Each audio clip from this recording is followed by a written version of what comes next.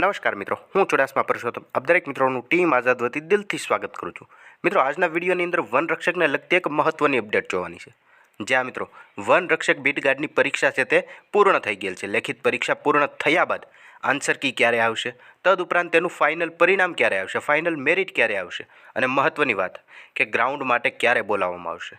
જ્યાં મિત્રો forest ગાર્ડનું ground આખરે કયા મહિનાની અંદર આવશે, આ તમામ વિગત છે તે વિડીયોની અંદર આપણે જોવાની છે। માટે ખાસ કરીને વિડીયોને અંત સુધી અવશ્ય જુઓ।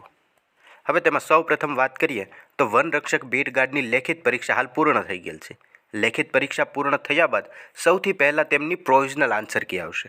જ્યાં મિત્રો પ્રોવિઝનલ આન્સર કીની વાત કરીએ તો દીપક રાજાણી સાહેબ દ્વારા પણ આજે એક મહત્વની અપડેટ આપવામાં આવેલી છે કે પ્રોવિઝનલ આન્સર કી છે તે આ ચાલુ અઠવાડિયાની અંદર જ ડિક્લેર કરી દેવામાં આવશે।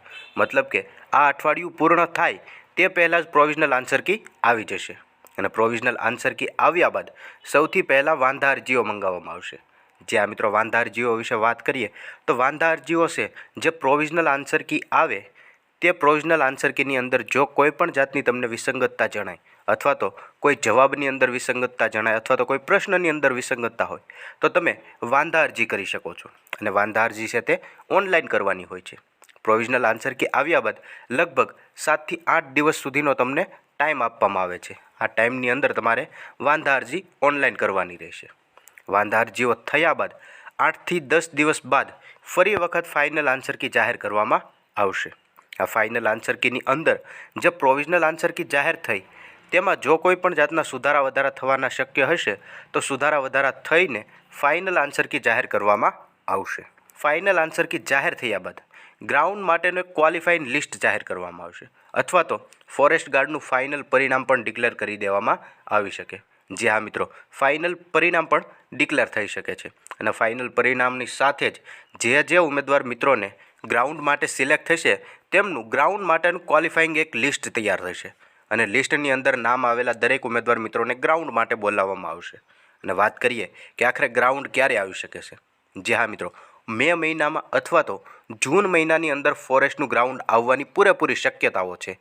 જે હા મિત્રો આ માત્ર ને માત્ર શક્યતાઓ છે। આમ જોવા જઈએ તો જે ગત વર્ષની ભરતી હતી તેમાં પણ જૂન મહિનાની અંદર ગ્રાઉન્ડ આપવામાં આવેલું હતું, મતલબ કે ઉનાળાની અંદર પણ ફોરેસ્ટ ગાર્ડનું ગ્રાઉન્ડ આપવામાં આવે છે। એટલે અહીંયા તમે જોઈ શકો કે મે અથવા તો જૂન મહિનાની અંદર ફોરેસ્ટ ગાર્ડનું ગ્રાઉન્ડ આવી શકે છે, અને ગ્રાઉન્ડમાં પાસ થયેલા દરેક ઉમેદવાર મિત્રોને ફાઇનલ પરિણામ મળે છે।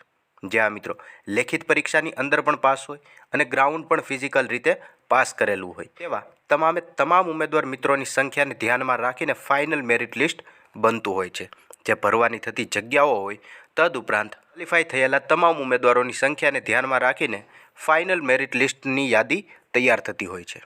આવી રીતે લેખિત પરીક્ષા બાદની સંપૂર્ણ પ્રોસેસ કરવામાં આવતી હોય છે, અને આ પ્રોસેસ છે તે ગત ભરતીમાં પણ આવી જ રીતે હતી, અને આ ભરતીમાં પણ જો આ જ રીતે લાગુ થશે તો સંપૂર્ણ આ પ્રોસેસ જ હશે।